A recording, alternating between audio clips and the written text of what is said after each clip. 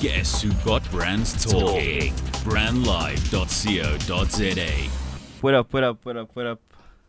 Hello, everyone. How you doing? Are you connected, Misho? I'm connected. Are you connected? I'm connected. Welcome to another edition of the Geeks Connect show, where we connect you to innovation structured platforms, leaders, to fellow geeks, to your app users, to the industry as well. My name is Tiyani Nghonyama, hanging with Misho Ngoveni, and we have a special show for you today. Yeah, it's going to be a very interesting show. So all of you guys want to learn a lot about trying to get jobs and finding difficulties, your CVs, your portfolios, all those questions that you have. This is a perfect show to actually learn and actually ask those questions. So don't forget to use the hashtag GeeksConnect to join the conversation on Facebook, Twitter, and Instagram. Drop your questions there in terms of you guys getting jobs. And the challenges and how you can actually better yourself. Yes, but before that, we have to go through what did you turn up to, Misho, in the past few days? What are we on? It's Thursday.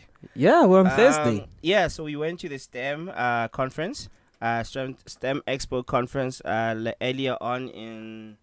was last week, right? Last week Friday, Yeah, that is Friday. The STEM Career Expo conference. STEM Career Expo It conference. happened at the Dome. Yeah, at the Dome. Yeah, so it was great to see young people filling up the Dome, all things STEM. And it was youthful. I loved that mostly. It was youthful and young people discussing the future, you know, as opposed to us old people mostly having to be there to discuss. So you think you're old? Yes. How old? Anyway, another thing that we turned up to, the MTN IoT conference. Apparently, it's the biggest in Africa. Yeah, it's the biggest IoT conference in Africa. It's been running for a couple of years, so they keep on expanding it. So it's more for guys who are in the IoT space, your machine learnings, all those really cool new tech that people are playing around with. It was an interesting event. It was very interesting. Yes, indeed it was. And of course, a whole lot of things happening in the tech space. Also, President Ramaphosa announced that the land expropriation is going ahead. And I was just thinking to myself, you know what? I don't care what you do as long as the land has Wi-Fi. Yeah, and as long as it has Wi-Fi, I'm good. Maybe it would be nice someday to actually see him code. Maybe we'll have a different view of things. Yes. Yeah. So that will definitely happen in the very near future. We'll tell you about something we'll do that a bit later. Okay. But right now we have to introduce the cool lady sitting before us today, Vanessa Raath. How's it, guys? How you doing? Nice to see you again. Yeah, always great. So we got Vanessa in the studio today. We've been friends with Vanessa for some time. Ooh, friends, yes. Yeah, good friends, you know. For a couple of years now. You know, she's in the job. What do you call? Do you go for recruitment? I don't want to use that word. Well, recruiting and sourcing is pretty much what I do. But I think our history goes back with you guys just more from the IT recruitment space. Yeah. Yeah, because Tiyani, I think I've known for a good 5 or 6 years now. I was trying to figure it out this morning. And you mix through Cena and the geek culture. I've always been a massive fan of geek culture. And I think that's where we go back to. Oh. Yeah, and today we've got the right person in studio in terms of you guys wanting to know more about jobs, how to better position yourself, how to have a proper CV, and also how to join the conversation that they have, the job advice essay. Yeah, so I also work with 3 other guys. So this is my side hustle. It's not my full-time job. Oh. But I work with Wesley and Tim and LZ, and we run a weekly chat on a Monday from 4 to 5. You can find us on hashtag job advice essay. And what we do is we try to help the youth of South Africa. I mean, we're sitting with a 26% unemployment rate. Oh, and yes. We want to try and get as many people working as possible. And then my day job is helping IT professionals find work. So if anyone's looking for work in the IT space, then I can even probably help them a little bit more. Nice. Yes, you can actually ask Vanessa some questions that you have. Find out anything that you need to know. Are you happy with your job? What should you do? We'll be talking to her on things, all CVs and all that. Before we do anything, though, you can join the conversation on hashtag Geeks Connect, at Brand Live Radio, at Geek Culture, in almost all the platforms. Which platform are we not on, Misho? We're not snapping, so we're not Snapchat. We Okay. are, but we're not. So Snapchat, rather Instagram. Prefer Instagram stories than Snapchat. Yes, but the most important question right now: who is Vanessa Raath? Can you take us through your background? What have you been up to in the past few years in the industry? Awesome. Well, I've got about 11 years experience in the South African recruitment scene. I started off as a generalist recruiter, and then I moved into the IT space. And in my opinion, IT is way more interesting. So that's why I think I connected so well with you guys. And I've recruited for one company for the last 9 years. And we're a Microsoft IT consulting firm called Carabiner. Nice. We're based in Fourways, and we specialize in the Microsoft platform. So your CRMs, your BRs, all of those things. But my history is actually quite diverse. I mean, I'm a trained teacher, which is cool. I really enjoyed teaching, but I only taught overseas. And then I worked a bit in the diving industry, so I'm also a scuba diving instructor, which a lot of interesting. people don't know about me.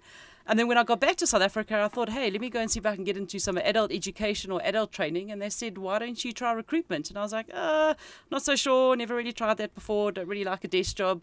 And then I just fell into recruitment and loved it. So I pretty much class it that I'm on my third career at the moment and still enjoying it and still loving it. Okay, and you guys have something called hashtag Job Advice SA. What's that So about? that's pretty much really? a non-profit side hustle that I run with Okay. 3 friends. So where's Tim, Alzette and myself, we just decided that we needed to give back. We all somehow connected to the recruitment industry. And we just wanted to give back to South Africans in general, because we know that we can't help everybody find a job. Yeah. But everyone deserves a chance to have a job. Sure. And, if we can give people pointers, and I know that we've been successful. We've been running for about 4 or 5 years now. And I know that we've had success where people have come back to us and said, yay, thank you, Job Advice. I got a job through you guys. Nice. So every week on a Monday between 4 and 5, we have the chat and we pose 4 questions every 15 minutes. So I can tell you already that Monday's questions are all around about women. It comes a lot from the STEM conference, because I was on Saturday's panel with some wonderful ladies about future females in tech. Okay. And we're going to be looking at women in the workplace and women in the tech space. So I encourage everyone to tune in on Monday at 4. What I mean, besides those questions that you said you're gonna be talking about, what are some of the questions that people tend to ask? I mean, there's a lot. I'm assuming there's a lot of questions people are asking in the Yeah. job space. What are some of the questions that the guys are asking? So I think a lot of the questions that we get around is, how do you get a response? So you've seen the job, you've submitted your CV. How do you get to hear back from the company? And I think that's really important. And I think it gives companies a really bad name if they're not responding to these candidates. I mean, they've got to think about their brand image and brand identity. Yeah. So so that's one of the questions that we get asked a lot. Also, how to put a CV together, how to interview. I mean, we had a whole debate a couple of weeks ago about how firm a handshake should you give when you're meeting someone for an interview. Does that matter? Well, you know what? I hate having my hand crushed when I give someone a handshake, and we don't like to have sweaty palms and things like that. And I like it when people make eye contact with me when I'm talking to them or when Yeah. I shake their hand. And these are all important things, and I know some of them are difficult from a cultural perspective. Sure. But you need to do it, because that's what companies are looking for. And so that's some of the questions that we get. It varies. Job advice is changing, because it's not just in that hour on a Monday that we're dealing with questions. We get questions throughout the week. So we like to try and help where we can and, keep the conversation flowing as much as possible. We also use it to post jobs. So I think that's also a very important part So of it. a person can actually follow there's a hashtag, right? Or how is it? It's a hashtag. We've also got a Twitter handle. So if you want to find us on Twitter, it's @JobAdviceSA. Okay. If you want, you can follow the hashtag. The hashtag's probably a little bit more exciting to follow, because when people do post jobs these days, they will tag that hashtag. Yeah. We also have a Facebook page. Nice. We have a website where we post the questions before the actual event, so that people know exactly what's coming up. Can they prepare? Can they add value? And it really is an open platform. We want to help people. We want help to get people who can give advice, who've potentially been in the same situation, and can just improve, the general, should I say, job application process for all South Africans. Okay. I mean, from the jobs that you usually get, the request, which ones would you say are the major, not major, but the most ones that are frequently companies are looking for from an IT point of view? Is it BAs? Is it your typical developers? And if it's developers, where is the most interest or the biggest interest in terms of people wanting to hire? Well, for me, as you guys know, I've always specialized in the IT space. The most common requests are always in the coding space. So it's the guys who can code, who can, have those languages, which is great. Sure, we're always looking for, good business analysts and project managers too. But the highest demand always seems to be in coding. And it's quite weird because I've specialized now for 9 years this year in the IT space. And people are always looking for people with C# skills. It's actually quite entertaining because I wish I just had I sometimes thought it would be easier for me to build a cloning machine as opposed to trying to find another C# developer. Yeah. But the other skills, Mixo, that we often looking for are Java, JavaScript often comes up. At the moment, I've just had quite a torrid time trying to find people with AngularJS.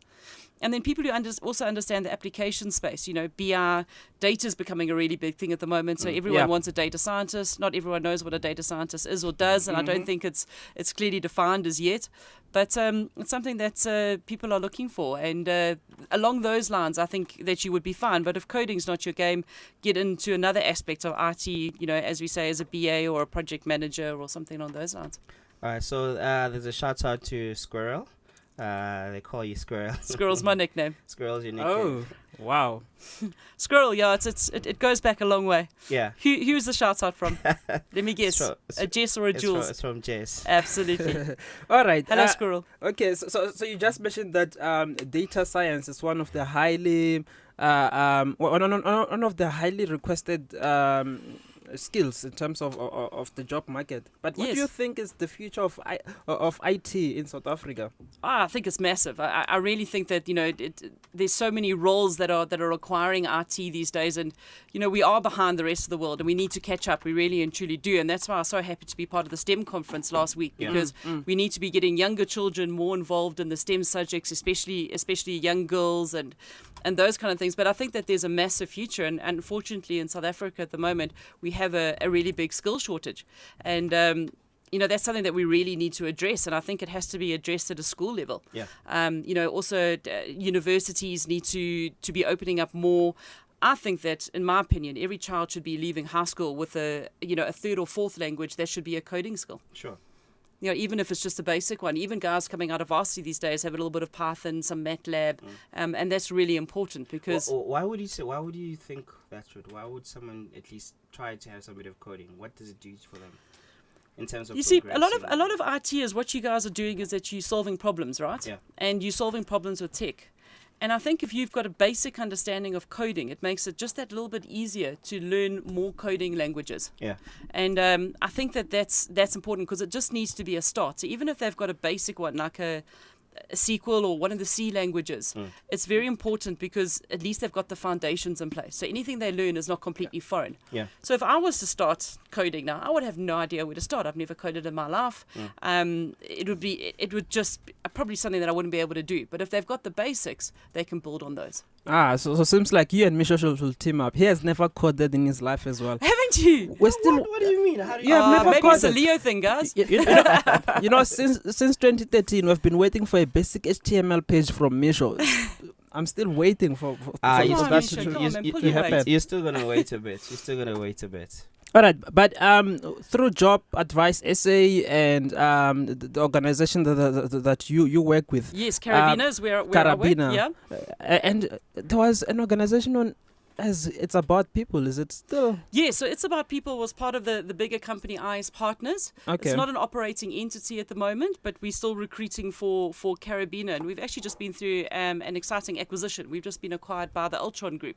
So, okay. So we've got some exciting changes coming our way over the next couple of years. Nice. Yes, but what do you think, or where do you think we are going in terms of closing down the gender gaps when it comes to the IT job sector? Look, I think that has come a long way since I've been in this space, and it is really getting better. But I still think that there's there's a long way to go. And one of the things that really impressed me at this conference was that I met the Zandi, who heads up girls Girl Girl Code. Code. Yeah. She was amazing. I met Tembi, who does social coding.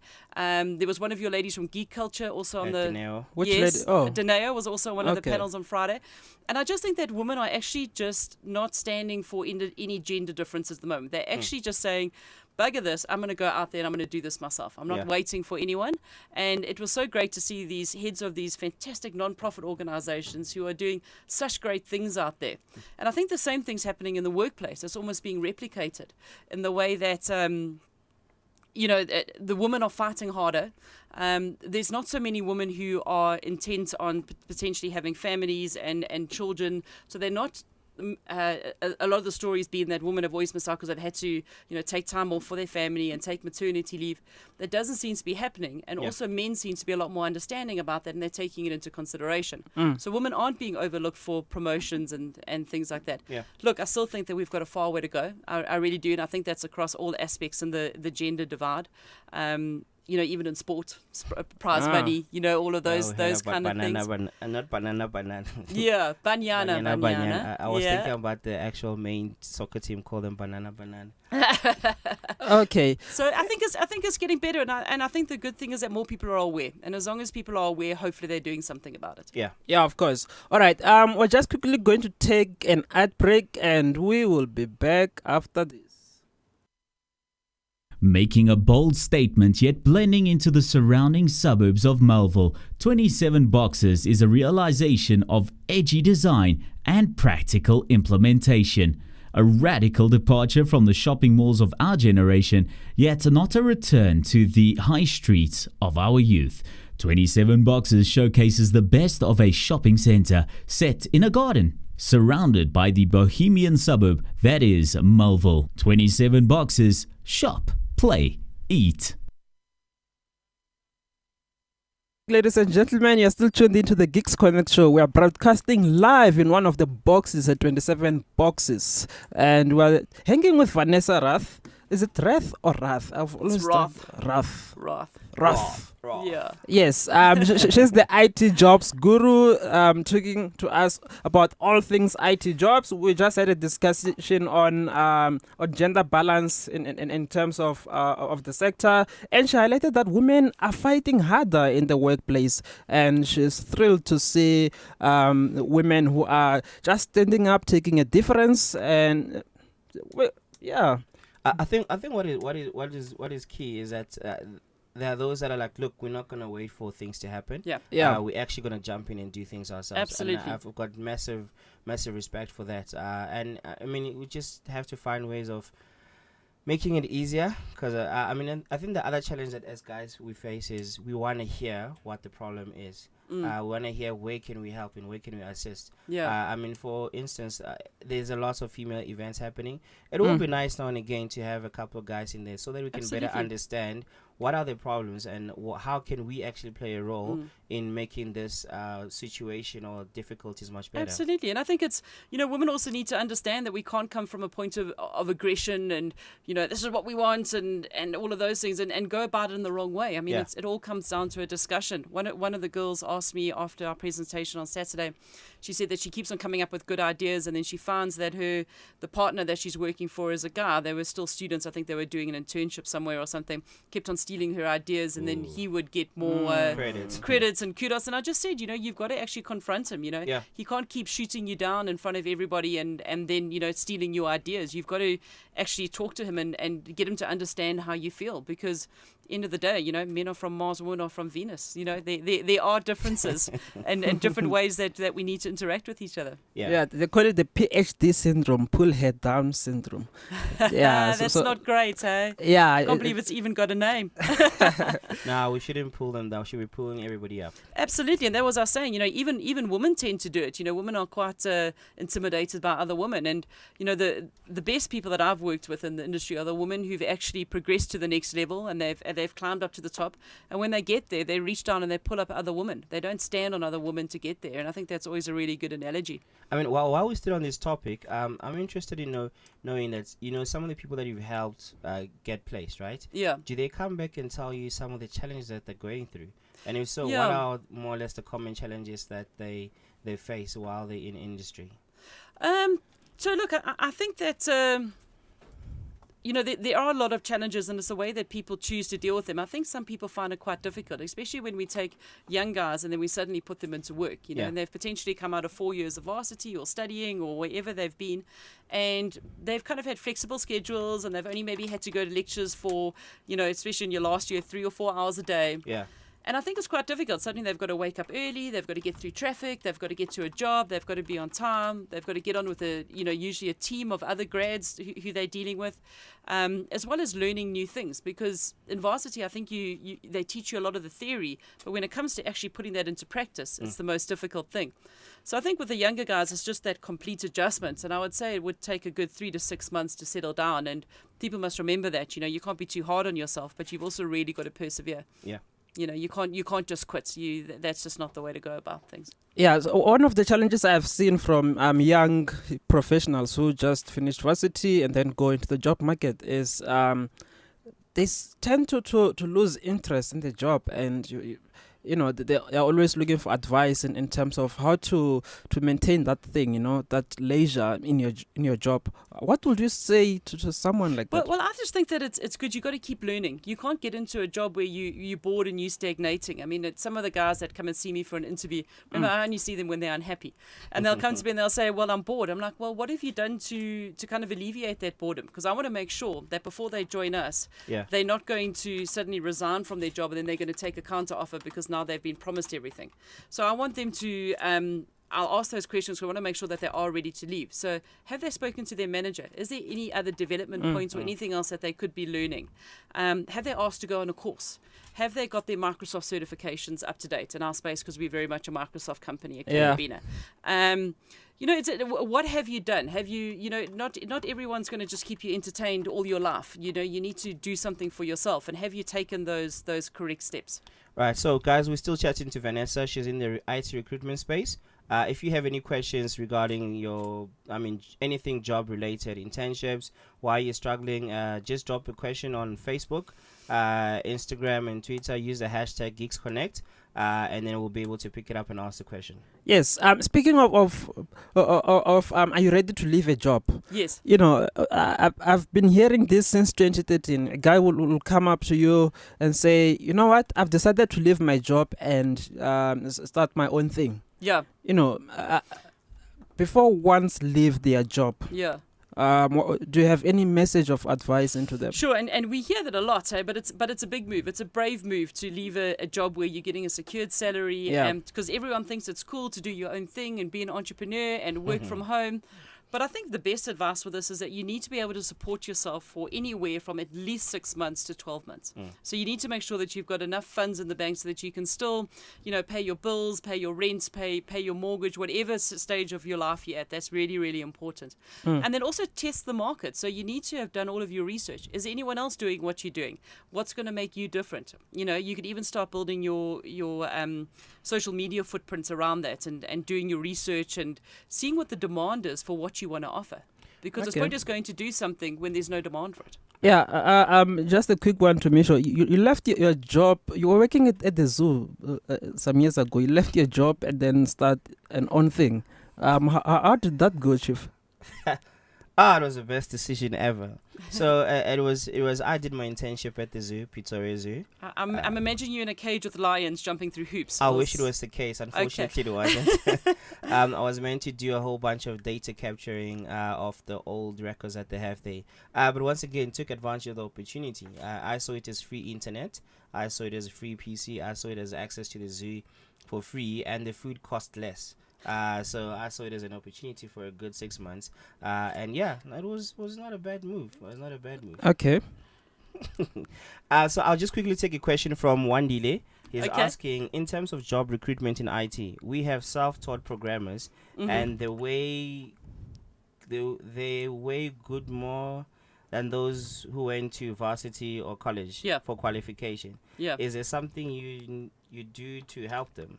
So Well- I guess his angle is, yes, there are guys who are really good at programming, but have never actually gone to Yeah. varsity. Is there a way of actually helping them get Absolutely. much more You jobs? know, not every job requires everyone to have a degree or to have a diploma or anything like that. What most companies do is they do their own due diligence. So they will run each person who's applying for the role through a set of testing. And then whoever does the best in the test results, in my opinion, should be the best candidate for the role. For me, it's very unfair to ask for a degree or diploma because not everyone can afford it. And, you know, because someone can't afford to study doesn't mean that we should not give them the opportunities that everybody else should get. Sure. Which is quite a difficult thing to try and, you know, get companies to understand. So I think that absolutely, you know, there's so many free courses these days as well. You know, you've got Udemy, you've got Coursera, and for me, I'd rather like to see someone who hasn't been able to afford to study, but they've gone into a job like you did, but they've actually spent their time studying and upskilling. So they've got all of those free courses because it shows that they've had to do that all by themselves. They've spent time after hours and weekends after their jobs, and they've picked up that experience. And for me, I would always like to meet with that person just to see the complete package of what I'm dealing with. Interesting. Yeah, so speaking of upskilling, what's your take on training versus development for especially for a young industry professional? What, for them to do that as a job, to go into training or development? No. So let's say you are working at a job place. There's the aspect of training and then aspect of development. Okay. Yeah. So for me, they're pretty similar things because, I mean, if you're training someone, you're developing them. So you need to get into a role, especially if you're a junior and you're just out of your studies, where they are going to invest the time to train and develop you. Because if nothing worse than going to start a new job, and I mean, I'll never forget my first day in the recruitment industry. I was sat down and I was given the yellow pages, and I was like, right, go find people that need staff. And I was like, oh my word, what have I got myself into? So I think that there has to be some sort of a training and development, but it needs to be continuous, and you need to take responsibility for your own training and development. You can't sit back and say, my company didn't send me on any courses, or they didn't give me money to study, because you can still be studying for free by yourself. So while we're talking about young people and jobs, you know, there's this thing about, especially in the IT space, I don't know about other fields, where 1 year you're in this job, 3 months down the line you're somewhere else, 12 months you're somewhere else. Yeah, now that's what we call a job hopper. Yeah. Job hopper. What's your take on that? Is it a good thing? Is it a bad thing? Is there sort of like an age limit in where you can actually say, okay, now you shouldn't be You see, one thing that I always want to look at in those situations is, has this guy jumped from permanent job to permanent job, or has it been contracts? Yeah. Because if he's been on a 3-month contract here and a 6-month contract there, then I don't mind. I really and truly don't. My only concern with that is, why is the company not extending the contract, unless the contract was just for the duration of a certain project? Okay. So job hopping isn't great. I mean, I would recommend in the IT industry it's a little bit more acceptable, but I would probably say maybe about 2 years where you should be staying, unless you are putting yourself out there as a contractor to just go in and help for set projects and then looking for new projects. So to be a job hopper is not great. And the reason behind it is that we find that a lot of people do it because they're just trying to increase their salary, which each new job they'll get a salary increase. But unfortunately, what happens if you're only in a job for 6 months, you're only just getting to grips with your job. You're only just understanding what you should be doing. You're not learning. You're not understanding the business. You're not really getting involved in the company culture, and that's a negative. So I find that people who are more stable are more desired by companies. I see. Okay. We'll be talking CVs shortly, but the first question that I have, is CVs still really a thing? You know what? CVs are a thing, but it's from a company perspective. So when you sit in front of someone and you're having an interview, they want to be able to refer to something, which is why we actually grab your CV, and it's normally looked at from a company side. However, what I do find is that recruiters will probably just glance over your CV. So I don't get anyone to come and see me or walk through my office until I've checked out all their social media platforms. So I've stalked them on Facebook, on Twitter. God. Yes, I oh think my we God, put- on LinkedIn. I've looked for them on Instagram. I've done all of those things. So for me, I get a much better overall picture of the candidate before I actually meet with them. So their CV maybe is a point of reference. Another big thing that I look for is, does their CV match their LinkedIn profile? Yeah, so I've seen some people posting about the girl next door, what. But Yes, I've seen about the girl next door. We must talk about that. I agree, totally agree. but what do you think one should do in keeping a clean online presence?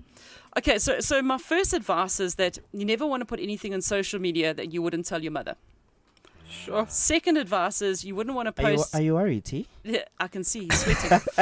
You wouldn't also want to post anything on social media that you wouldn't put on a billboard. So keep those in the Wow. back of your mind. But things that I look for are extreme behavior or extreme views.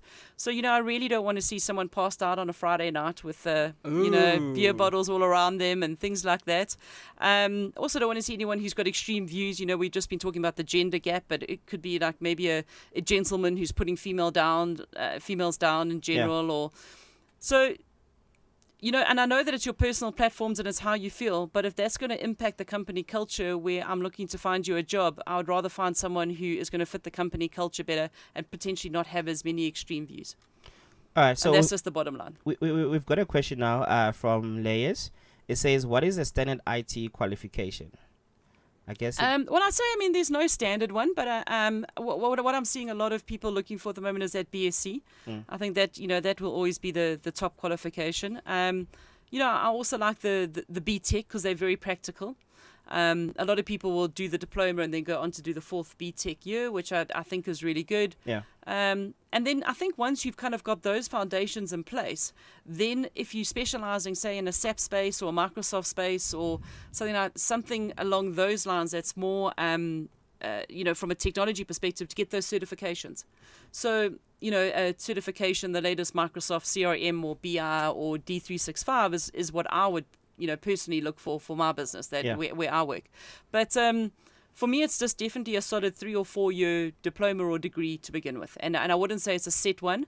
I would just kind of encourage anyone who is looking for something new to study is maybe move more away from like the infrastructure or the network side, because I think, with the cloud technologies coming into play, unless you're a cloud technologist or cloud engineer, I think we'd be moving more away from that. So maybe to look more into the traditional coding on application side.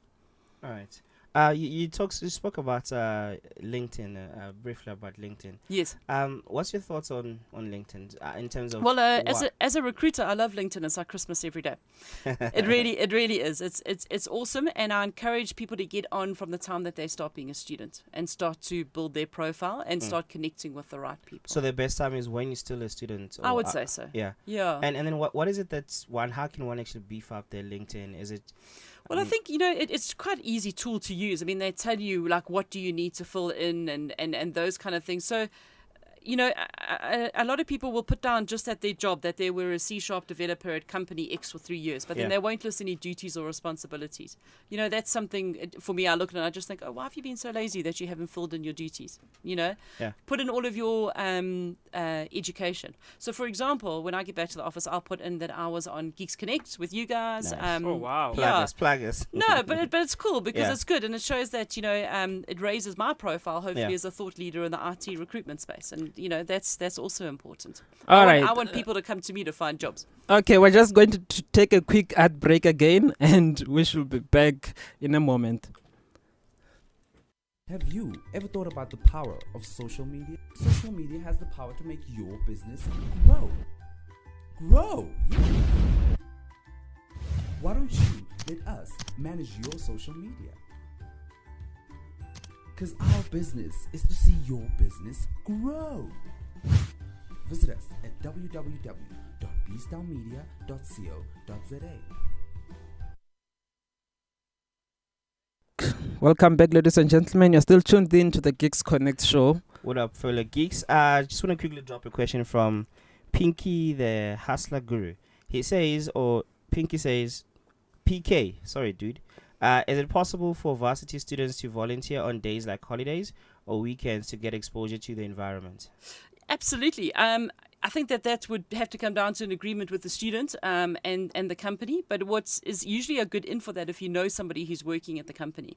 So if you've got a cousin or a neighbor or a friend who could go to HR on your behalf and say, look, I've got this young guy. He's a student. He's really keen to learn. Can I bring him in? He can work alongside me for the day. And we do that. I've seen it happen a bit. So what's your take on actually volunteering? I mean, there is sometimes it almost feels like there is that desperate measure that I'll do anything. How do you advise young people out there who are looking for jobs, who can't find jobs, but are prepared to volunteer? What would you say you should look into? How should they position themselves, and what shouldn't they settle for, basically? Well, I think that you know, if you want to volunteer while you're a student, you actually need to volunteer in your space. I mean, it's pointless volunteering if you're studying IT to go and volunteer in a hospital to go and help with an operation. I mean, or view an operation or something like that. You know, you've got to go. And what I would do is I'd actually try and target companies that one day you'd potentially like to work for. Put on your smartest suit, your best outfit, and go and introduce yourself to the receptionist. Hand over a nice cover letter explaining your situation. You know, hi, my name's Tiyani. I'm a second-year student or third-year student. I'm just looking for some exposure. I'd love to come and sit with you guys for a week to learn more about what you do, and give them your CV and ask them to give it to whoever's in charge of the recruitment or HR. And I think that would definitely be a step in the right direction. So to try and see how you go, and it's not going to be easy. I think you're going to have to visit a couple of companies, but it's a great way to get exposure and understand more about the business side. Okay. Hi, my name is Tiyani. I wouldn't introduce myself like that. Sorry, how did you? Hi, my name is Tiyani from Kiani. Yes. All right, guys, don't forget, if you do have any further questions to ask Vanessa, drop them on Facebook. We're live on Facebook. We're live on Instagram. And now we're just live on Twitter as well. Use the hashtag GeeksConnect. Drop the questions, and she'll try her best to answer some of your questions. Yeah. Let's talk apps and technology. Okay. What type of platforms that young professionals should perhaps be looking out for in terms of increasing their online presence? Well, you know what, hey, personally, I've never used these, but I do use them to source candidates from, is GitHub and Stack Overflow. Yeah. I think that they would be really great if someone could, even as a student, to start building their profiles on those platforms. Can I please pause you there? It's very important that you say that again. It is very important that you please repeat that for people. Okay. I think that young developers or even old developers need to get onto GitHub or Stack Overflow. Yeah. Because that's your space for your profile. So, you know, that's especially for IT people, where LinkedIn is more general, where anyone can go and post their profile. That is specifically for you guys. I also think that what would be a good idea for young IT professionals is to get into a couple of meetup groups. So there are a few meetups that happen. They may be not as big or as popular in South Africa yet as they are overseas, but it's always good to go and mix with like-minded people. I mean, you could be sitting at one of these meetups, which are usually very chilled, and someone says, hey, I work for Standard Bank and we need a Java dev, and you're like, oh, pick me, yeah. you know? And I think that's, you at least then mixing with like-minded people. And next time they're looking for a new person in their team, they'll think, oh, wait, hold on, I met that really nice guy at that meetup. Maybe we should give him a call. All right, Misho, now let's take a focus and talk about what will be happening on the end of September. Just briefly. All right. No, before that. I have to start with the announcement. Before that, the people have been wanting to know. Tell the people about GK Hack 18. Okay, so the people of South Africa and Mozambique and Lesotho and Botswana and everybody else that comes to the Geek Culture Hackathon. So we won't be having the Geek Culture Hackathon this year. We are postponing it to next year. And we're about to tell you guys why. I'll let Tiyani tell you guys why. There's something happening on that particular day. So we've made a decision to actually move it. It will be in the first quarter of 2019. It will be called GKX. GK Hack X. It's so new, I'm not used to it. Yes, GK Hack X, because it's a missed year. So it will be 28. It will be in 2019 for 2018. Yeah, it's going to be really crazy. It's going to be different. But we've just decided, look, let's just give this particular next announcement we're gonna make, a platform for it to shine and to play, to happen. Yes, we just discussed platforms to enhance one's portfolio as a developer. So Vanessa highlighted that every developer should be on Stack Overflow and GitHub.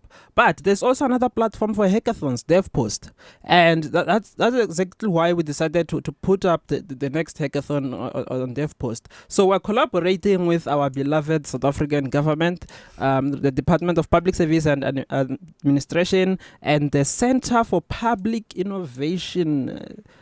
Center for Public Innovation and Services. CPSI. Yes, Center for Public Service Innovation. Sorry about that. CPSI. Yes. So, and then also Open Data South Africa will be hosting a hackathon. This is part of a program called Youth Spark, and we call the hackathon Ignite Hackathon. So this is to ignite youth action towards better service delivery in South Africa. So that will be happening end of September, 28 to the 30th of September. 28 to the 30th of September. Stop. Friday until Sunday. Yes. So it's going to be huge, and we've got a guest participant in. No, sorry guys. It's not gonna be huge. It's gonna be huge. Huge, yes.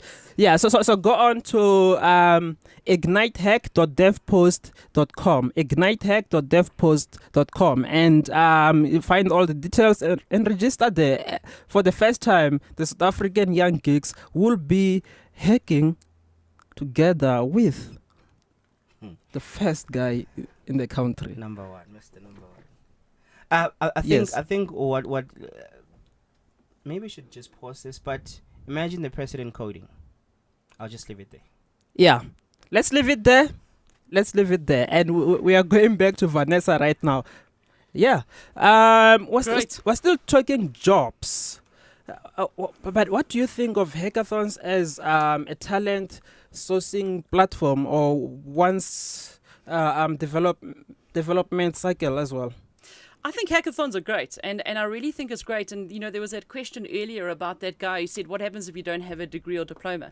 Great. What if you self-taught? That's awesome. Why don't you go to your next hackathon, and why don't you win it?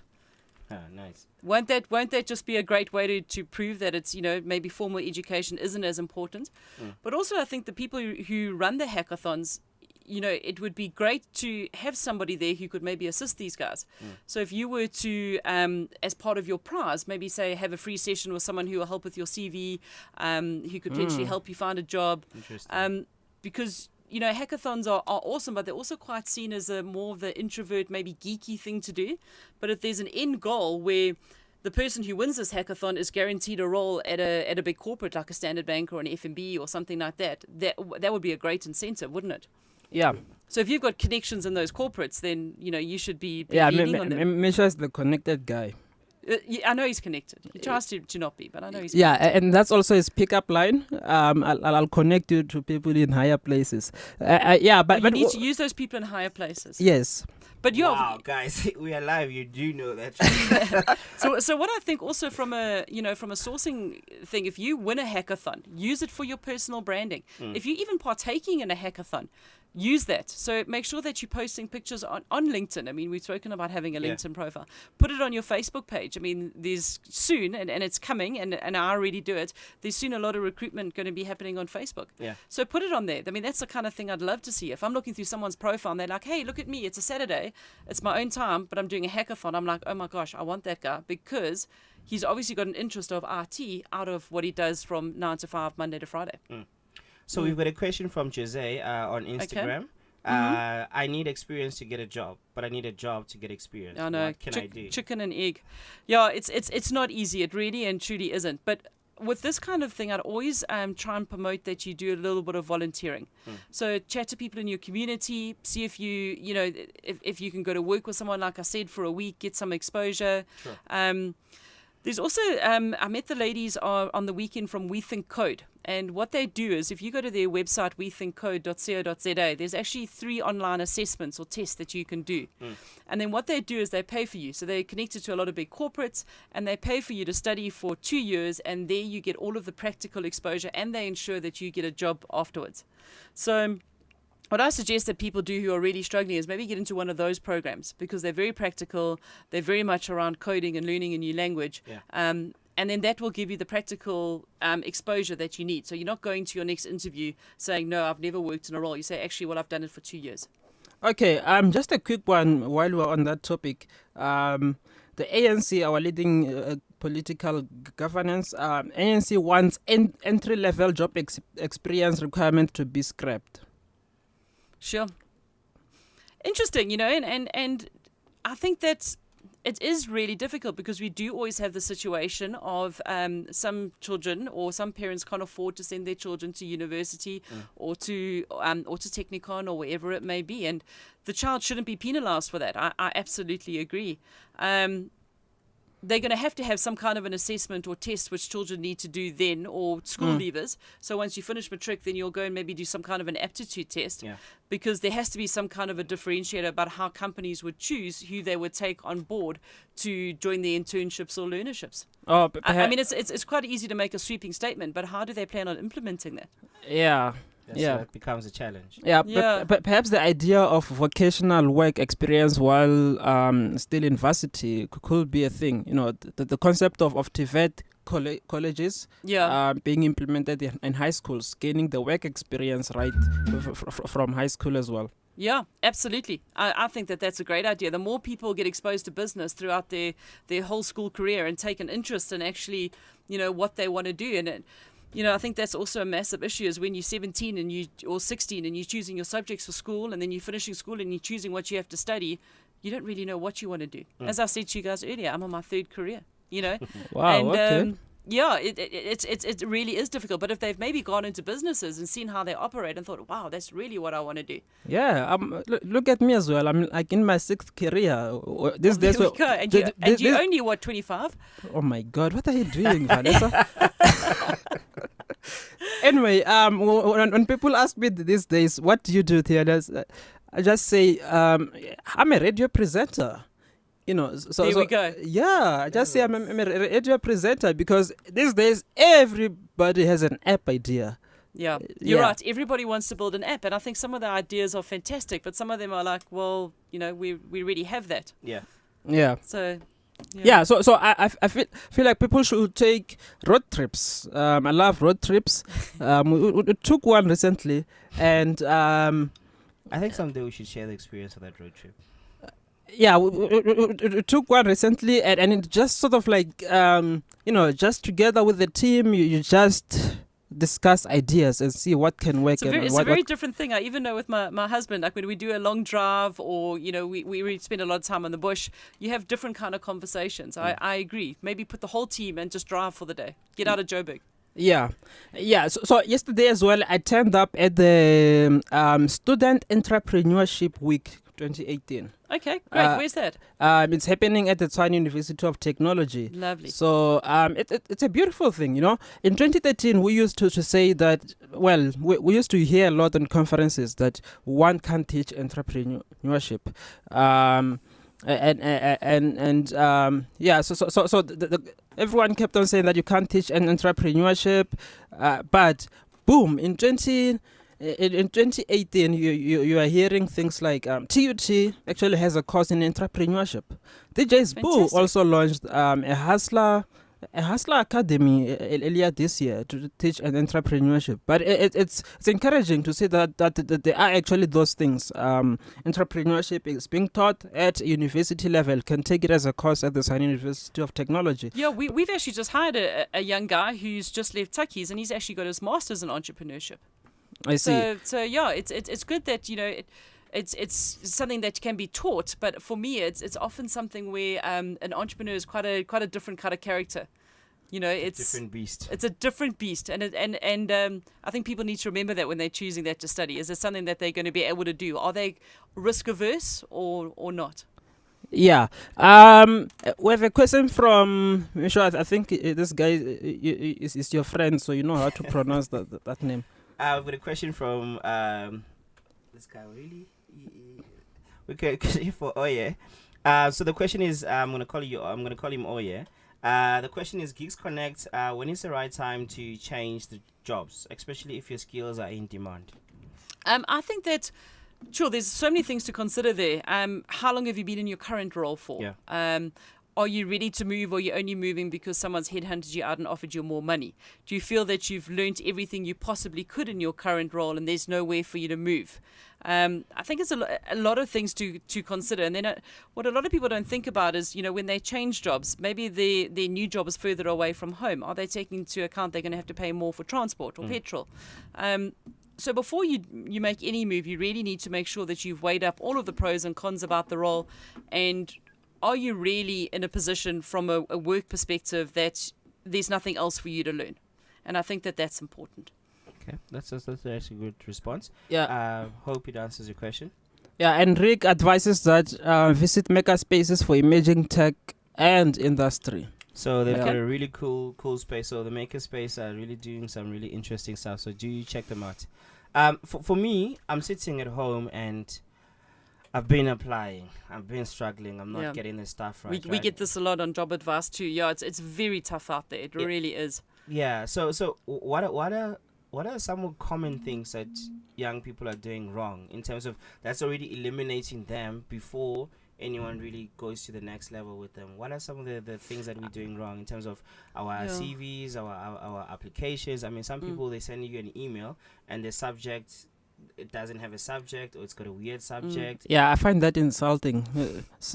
No subject, no body message, just CVs. Yeah. And then they expect you to check and consider them. What are some of the things that you'd say? I mean, a couple of things, just advices for these guys to say, look, don't do this, don't do that. Well, I mean, as you guys have touched on already, email etiquette is important. If someone's going to send me an email and they've used like text speech and, they've used the numeral 2 as opposed to, I'm going to think, this is a professional working environment, sure.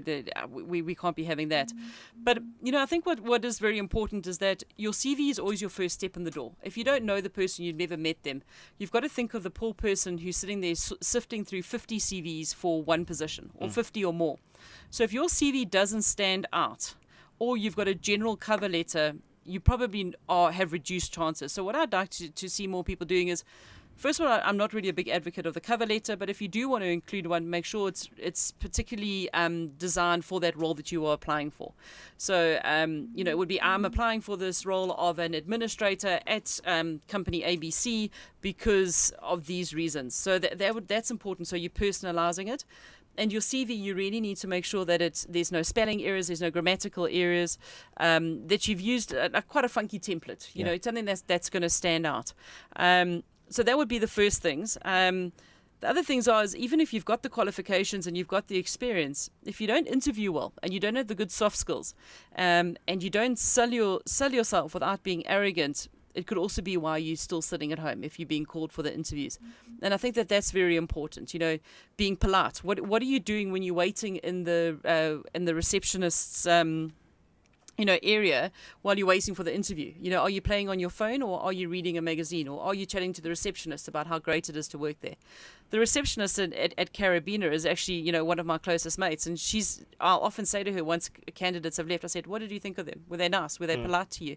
And that's all very important, because I want to see, do they respect everyone the same? So you're not actually being interviewed only inside the room, but just by the waiting absolutely. room as well. Yeah, so I'll often say to my friend Wendy, and I'll say, what's going on here? What did you think? And, we'll swap a few notes.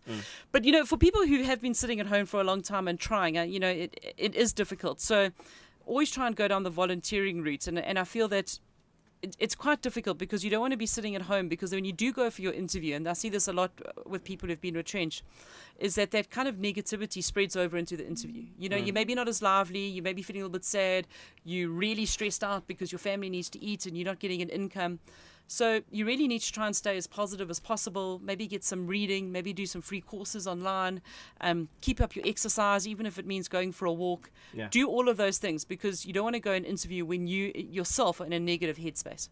So that question, why should we hire you? What difference will you bring to the organization? Any tips on people answering that question? Well, I think a good way to answer that question is, how are you going to add value? How are you going to improve the business by being there? Are you just going to be another bum on the seat, or, it's always good to talk to the bottom line, and let's face it, companies are there to make money. Yeah. How are you going to, so if you're going for a sales role, I intend to, shoot the lights out, beat my target, and to be the top salesperson by the end of my first year. Yeah. If it's an admin person, then you intend to be the best admin person there, and to, if needs be, you're going to stay later and you're going to work longer, especially if it's month end and you've got more to do. I think saying all of those things are good. Why you in particular, are you going to add value to that business? And does it help researching on the company? Oh, you have to. Not only does it help, it's mandatory. You have to. So before you go and have an interview, try and find out the names of the people that you're interviewing with. LinkedIn. What are their exactly LinkedIn? What are their roles? What is their career history? And then the company. Go and check them out. Are they on Facebook? Do they have a Twitter handle? Are they on Instagram? What's been happening? How cool to go and have an interview and say, oh yeah, I was just on your Facebook page and I saw your team building event 2 weeks ago. It looked like really good fun. I feel like that's something that I'd really like to get involved with. Okay, just quickly, speaking of events, let's quickly give what we call a geek guide. So this weekend we're launching a blockchain program. It's a 4-month program that will end with a hackathon in November. So we're hosting one of the first meetups this Saturday at Auckland Park 52 Richmond. So make sure that you are there. Auckland Park 52 Richmond. I think Ria Vaya does get there. Yes. Yeah, so it's around that area, around the UJ area, the SABC area.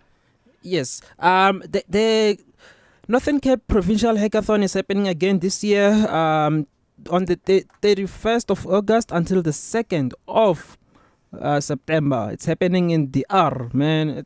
I'm looking forward to that one. So if you want to do a nice road trip, if you are not in the Northern Cape, just you check out that one, hackathon.ncdev.co.za, and let's meet there.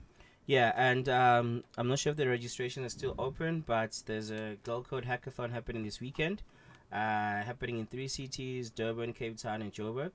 This coming Saturday. Yes, the Joburg one is happening at 22 on Sloan. The Durban one is happening at iMedia, and then the Cape Town one is happening at the Workshop 17 in Waterfront. So be sure to check that out. And Limpopo, we are coming your way 17 to 18 August. Finally going home. Yes, the University of Limpopo, we're hosting a health hackathon by the Open Data South Africa project in collaboration with MLab Southern Africa, Limpopo Connection, the Department of Public Service and Administration. So 17 August, see you guys in Limpopo. Polokwane to be specific, will definitely be that area. Yes, so holla at your gigs if you're around there. Okay, can you please have some more Nghonyama to take home? Of course. Vanessa, any final advices to the young geeks out there, to all the listeners, and also how do they get hold of you? Okay. I think just from an advice perspective is, don't give up. The job market out there is really tough, and you just got to keep trying and don't give up hope. Try and do as much as possible under your own steam. Get your own qualifications up. Get your own skills up. It really will help you one day when you start work. To get hold of me, the easiest way to find me, I'm probably the most active on Twitter, which is at Van_Raath, which is, I know how I keep in touch with you guys in geek culture. Also, obviously, on LinkedIn, Vanessa Raath, you'll find me there. And those are probably the two best platforms for you guys to use. You can follow me on Instagram, but you'll mainly see photos of my cat, who is gorgeous. And that's about it, and just a shout out, I believe my husband is listening, and to just say, hello, love. Nice. Nice. So also do check them out. It's Monday at 4 o'clock. So Job Advice is Monday from 4 to 5 under our hashtag Job Advice SA. We'd love to see you there. We'd love to see you participating. And as I say, we get lots of questions throughout the week. So we're happy to answer those. The nice thing about Twitter is you don't have to wait for Monday. You can actually just follow the hashtag now and check what's happening or what are the previous All right. questions. I have to end the show. I know the girl next door is watching, so shout out. Yeah, it's been great. We'll chat to you guys next week. So for the rest of August, we are only having female speakers in light of Women's Month, Yay, but well done, we'll guys. always have women speakers too. Yeah, But we, yeah. we love having women in the studio. They- Well, women speak more than men, so yeah, and they Yeah. share more information. yes. So we need to get rid of tea on studio. Oh, yeah, and only bring coffee. Yeah. Yeah. All right, so guys, thanks for listening. Catch you guys on the flip side. Away. Harnessing the power of talk radio. Brandlive.co.za